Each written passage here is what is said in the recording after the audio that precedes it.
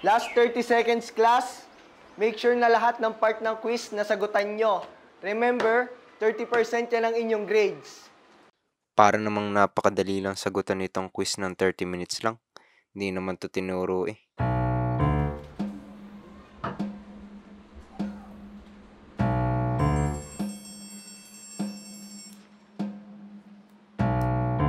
Madali lang yan kapag nag-review at nakinig ka sa klase ko.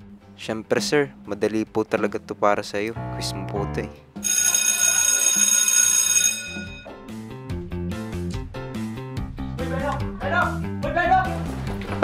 Beno! Peterson, natakas ka na naman! Kaya nyo na yan, malalaki na kayo! Laki ka sa akin pagdating mo bukas! Nay, nandito na po ako.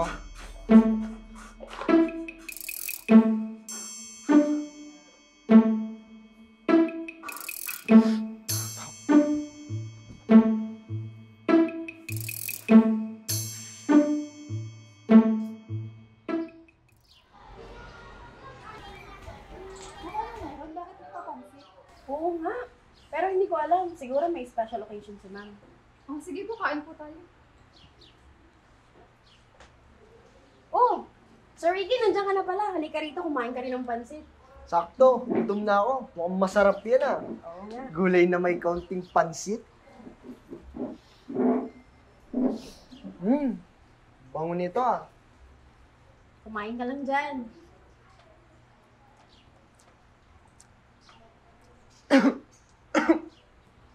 Si Ricky talaga. Oh. Ayan, tubig! Salamat ah. Teka lang ha, sagutin ko lang to. Hello po, Nay. Kamusta ka na po? Eh, yung pakiramdam niyo po ba, kamusta na? Madalas pa rin po ba sumakit ang inyong mga kalamnan? Nay ha, ang inyo pong gamot, palagi niyo pong iinumin.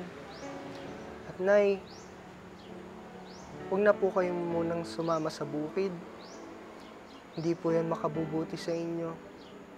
Huwag pong matigas ang ulo, Nay, ha?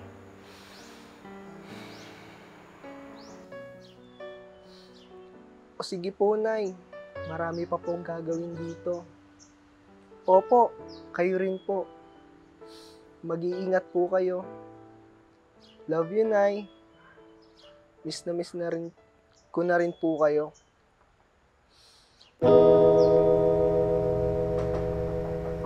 Mamaya na po.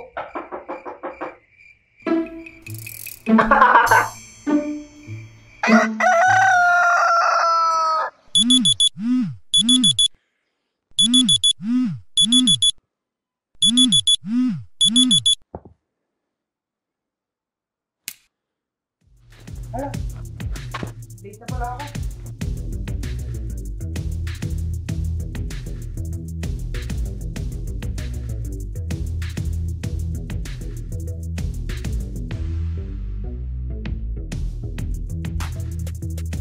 Bago kayo bigay ang papers nyo, mostly sa inyo ay pasado at mataas na nakuha. Yung iba, konting review pa pero okay na. Sadly, may isang nakasiro sa inyo. Sir, kahit di mo na po sabihin kung sino yung nakasiro, kilala na po namin yun eh. Wyatt. Get one and pass. Good morning, sir. Generate po akong busy.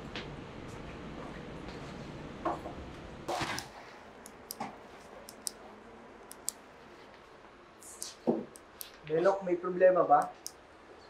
Each quarter, bumababa ang performance mo. Alam mo bang pwedeng hindi ka makagraduate dahil hindi qualified ang grades mo? Ganun ba, sir? Di ba may ulitan naman po? Mag-usap tayo mamayang hapon pagkatapos ng klase. Okay, ilang ka? Isa lang. Okay, namimiloso mo ba? Tiyatanong kita ng maayos ah. Sinasagot lang rin naman kita ng maayos. Ayos ka ka. Alam mo, kung ako sa'yo, hindi na ako mag-e-effort pa eh. Tsaka alam mo, hindi ka naman gagraduate. Ang hina mo kasi, hindi ka bagay dito. Benok bulok! Benok bulok! Benok bulok! Benok bulok! Patingin nga ng papel mo, Benok. Naks naman. Ayos tanghalian natin mamaya. Mukhang maglalaban ng itlog. Bengi kami ha, kahit konti lang.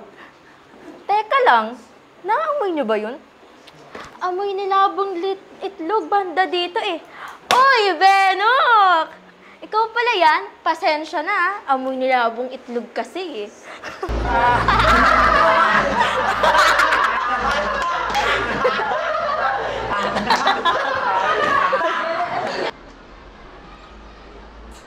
Good afternoon, sir! Good afternoon, class. Kumpleto ba tayo ngayon? Sir, si Benok po wala. Bakit? Alam niyo ba kung nasan siya? Sir, baka po umuwi sa kanila. May naman po ata yung itlog. Di bale, ako na bahala.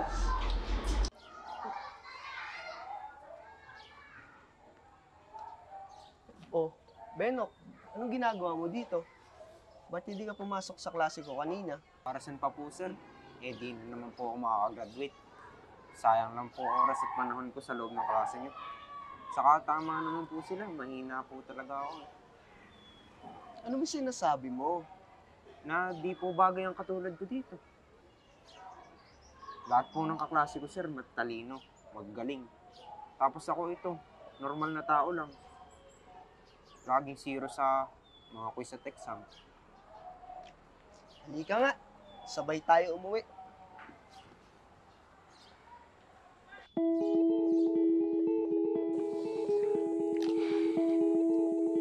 Alam mo, Benok, ikaw, matalino ka rin.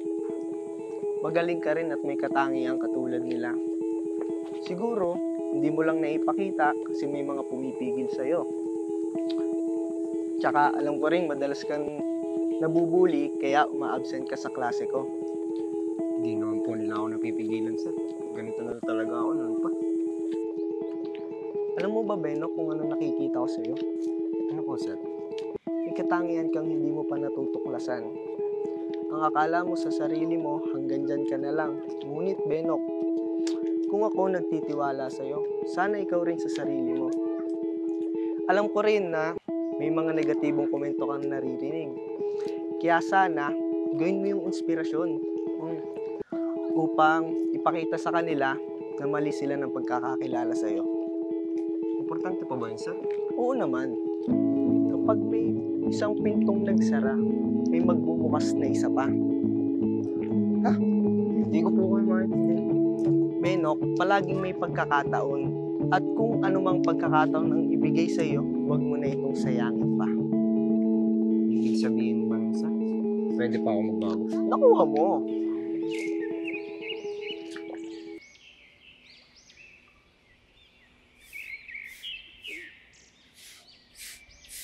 Oh, ito na ba ang bahay nyo?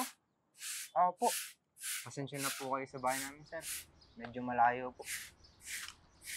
Wala yon, ano ka ba? Teka, siya na ba ang nanay mo? Opo. Magandang hapon po.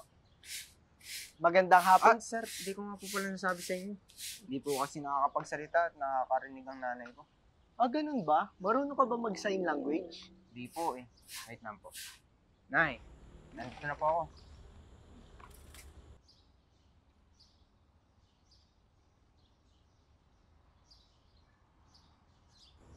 Ay naman di ko po kayo maintindihan. Magandang hapon po. Teacher, Ricky po ako.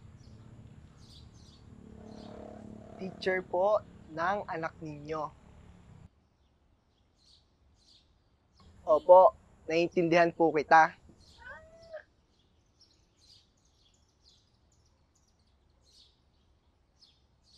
Nay naman. Di ko nga po kayo maintindihan. Nako, hindi na po. Aalis na din po ako.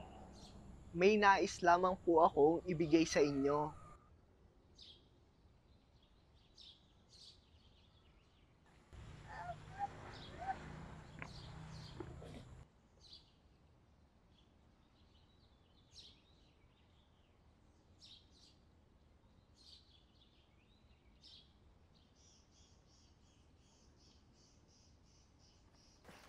Saya naman po ako, naalala ko po sa inyo ang aking nanay. Parehas po kayong maalaga.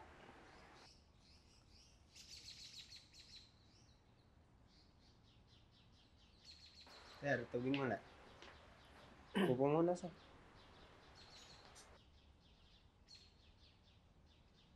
Sir, pasensya na po kay nanay ha. Medyo makulit po talaga yun. Pasensya na po kayo sa abala. Naku ba, Benok? Ayos lang yun. Nakakatuwa nga nanay mo eh. Namimiss ko tuloy nanay ko. Kagayang-kagaya ng nanay mo. Maalaga at maasikaso. Kaso medyo mahirap nga lang po talagang intindihin. Bakit? Hindi ka pa marunong mag-sign language? Hindi po eh. Sir, wait lang po ha. Bihis lang po ako.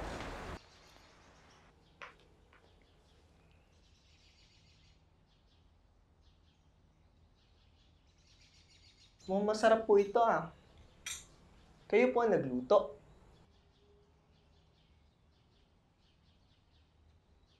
Napakaswerte naman po ni Benok po sa inyo. Tikman ko po muna ang luto niya ha.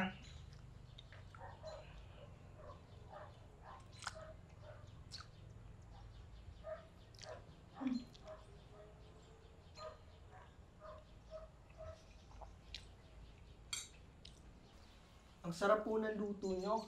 Ayos na ayos. Wait lang po. Iabot lang po ako sa inyo.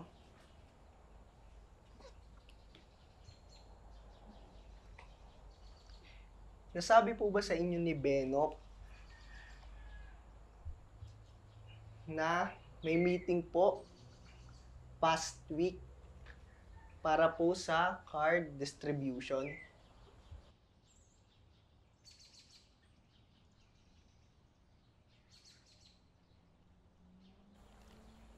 Si Benok lamang po ang walang magulang na dumating. Kaya po, minabuti ko pong mag-home visit na lamang ngayon.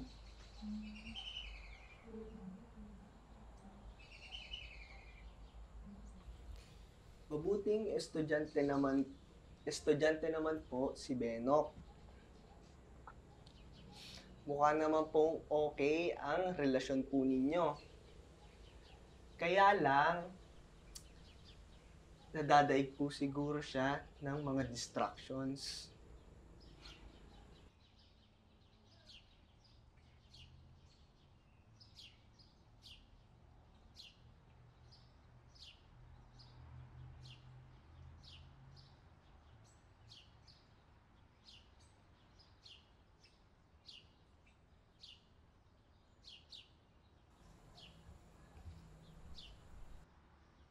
Huwag po kayong mag-alala. Ako na po ang bahalang kumausap kay Benok. Sige po, mauuna na po ako. Marami pa po akong gagawin.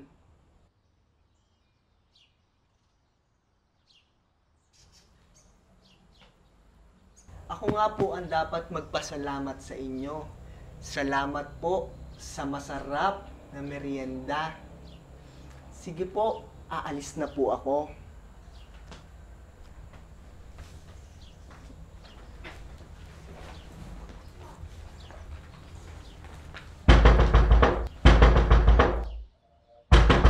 Po, bakit po? Wala po yan. Mga numero lang yan ay.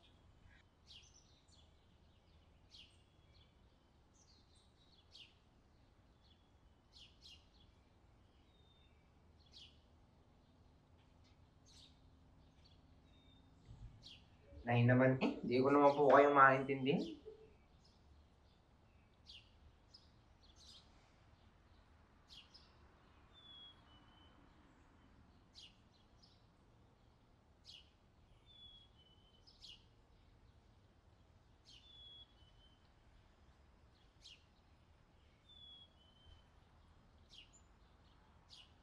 Naiinis na ako dyan. Bahala ka na po niya.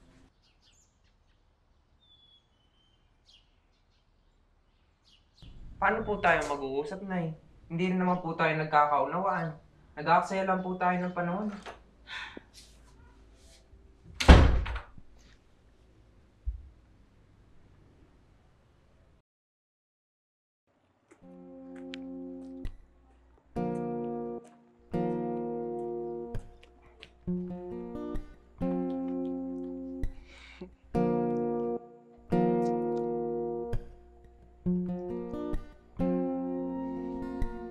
Araw-araw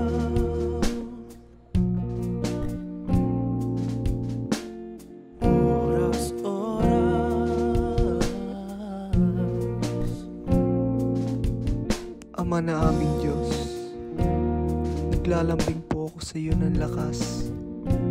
Pahingi po ako ng lakas na nagmumula sa iyo. Ama, wala po akong ipipilit, kundi ang iyo pong kalooban lamang. Kung itulot mo man po na mangyari ay ang itinatanggi ng aking pag-iisip. Sana po ibigyan mo ako ng katatagan ng loob at ang matibay na pananampalataya. Gandang umaga, Kuya Otoy.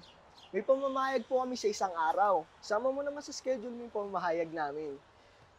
Sige po, sir. Ganyan-ganyan talaga si pag-single. Ito po. Pasensya na, sir. Nakapil po ba kita?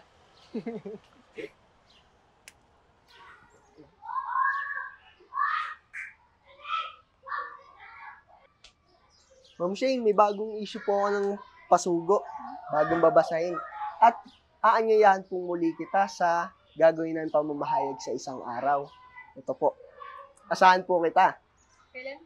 Sa isang araw po. Okay, sige. Salamat.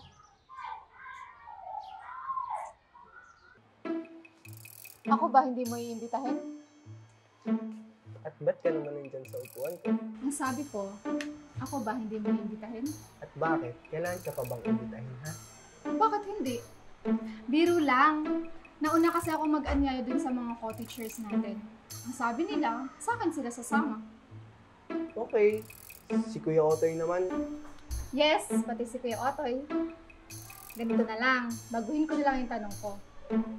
So, pwede ba kitang imbitahin, Sir Ricky? Marami pa akong... Alam mo, Sir Ricky, hindi lang naman saya ang legal na ipakita sa ibang tao. Kaibiganin mo rin kasi yung ibang emosyon. Sige, ganito na lang. Ituring mo na lang na pahinga to. After work later. G? Okay. Pwede mo namang later na lang ako sagutin.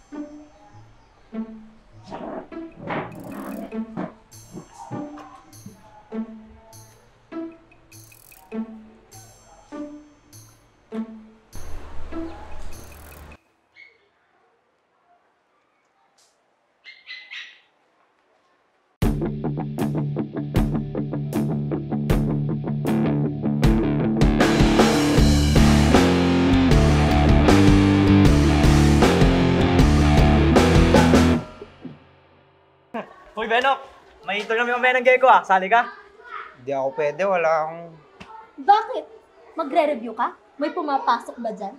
Iyan yun na, baka gusto ata magtapad sa klase eh. Oo nga. Dali na, sali na. Diyan na ka nang gumagaling kukote mo eh. Napipipi na ata si Beno. Nahawa na ata sa nanay niya. Uy! Paano pala yung makipag-usap? Ganito? Uy! Ako na mahina, oo. Pero wag mong idadamay nanay ko. Uy! Diyan!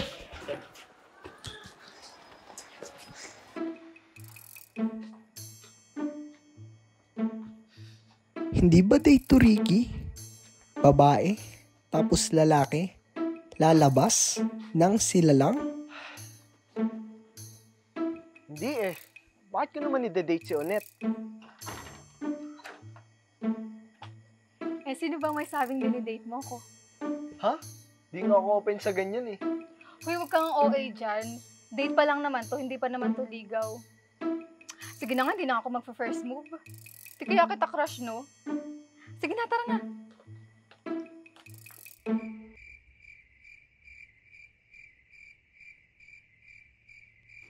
Anong gusto mo?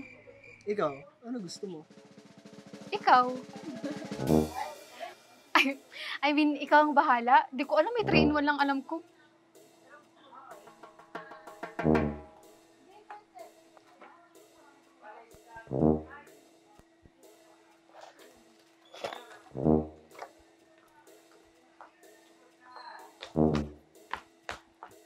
Huy, nababaduhin ka ba sa loob?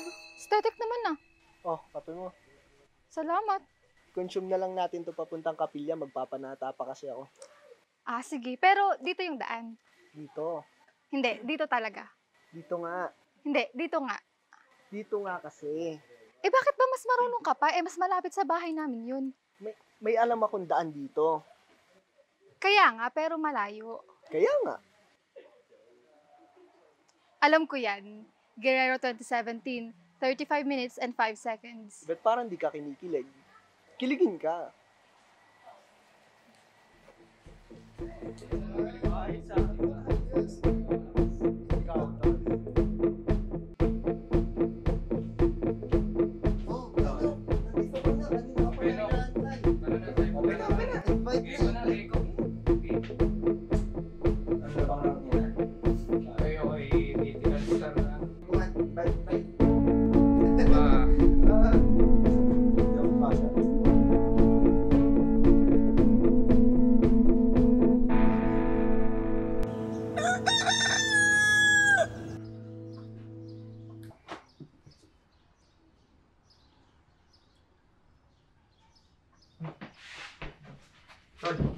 Tol, yan ako, tol.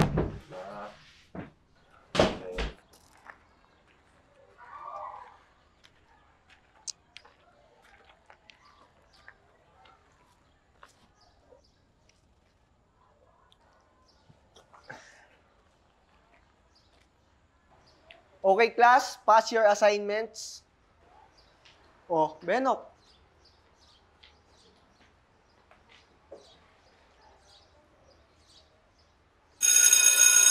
Okay, class. Class dismissed.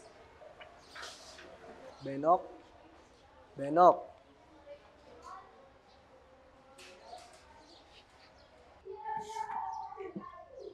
Bakit po? Bakit nga ba, Benok?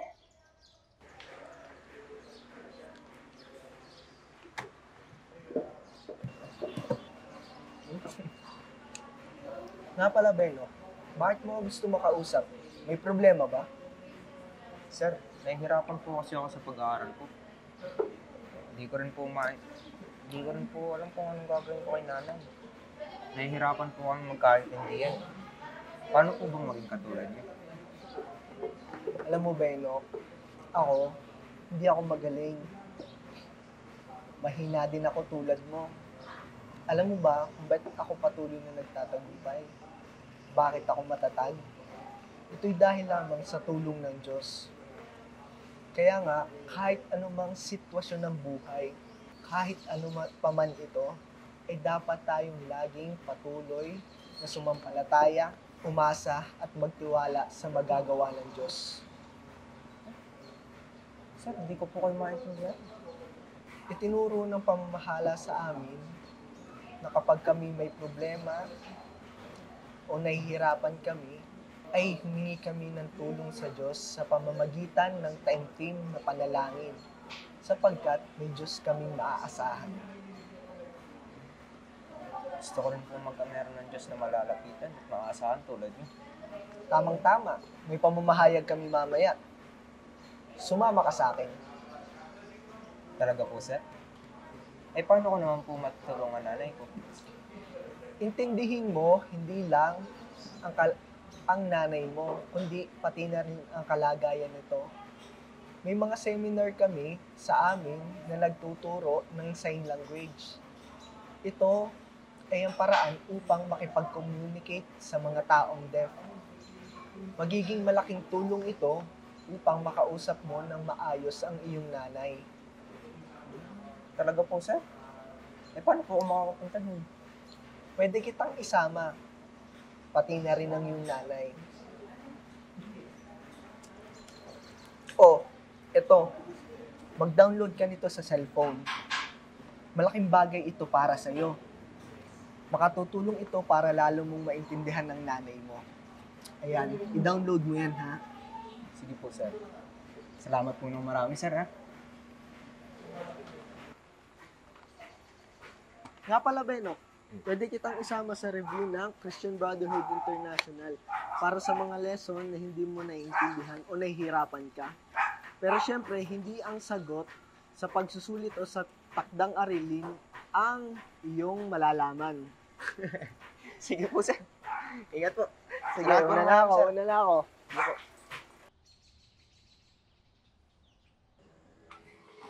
Nay?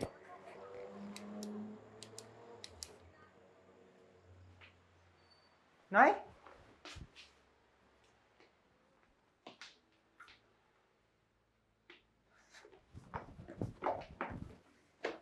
Nay?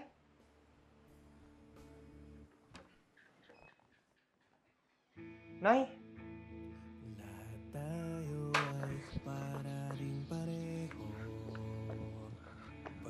Ate, nakita niyo po kaya si nanay? Salamat po.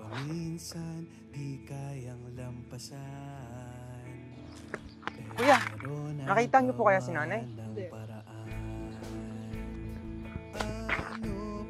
Nakita niyo po kaya nanay ko?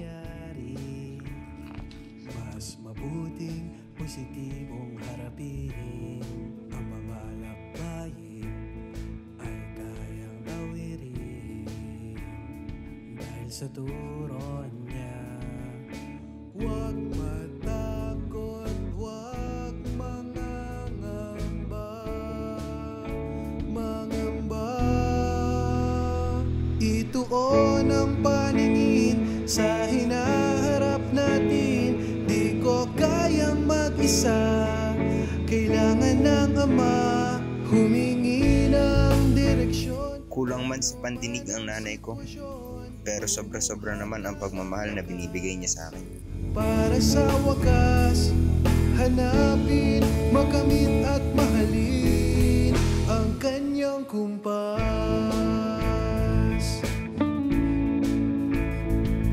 Malapit nang makuha ang wakas. Wakas na puro ligaya, tunay na wagas. Kaya huwag matakot, huwag mangangamba, mangamba.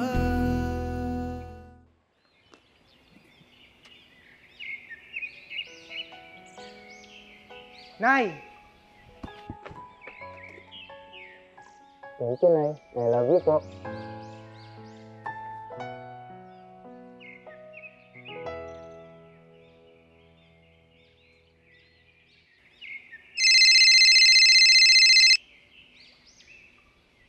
Hello po?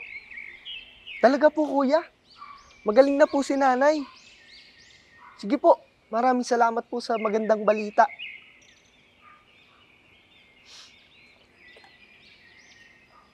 Congrats, Benok. Pakagaling mo talaga.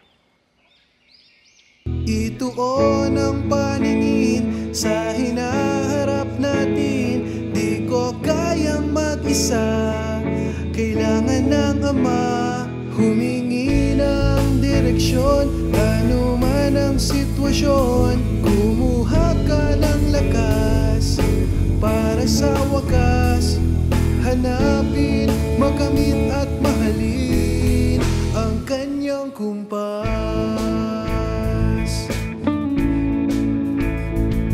Malapit nang makuha ang wakas.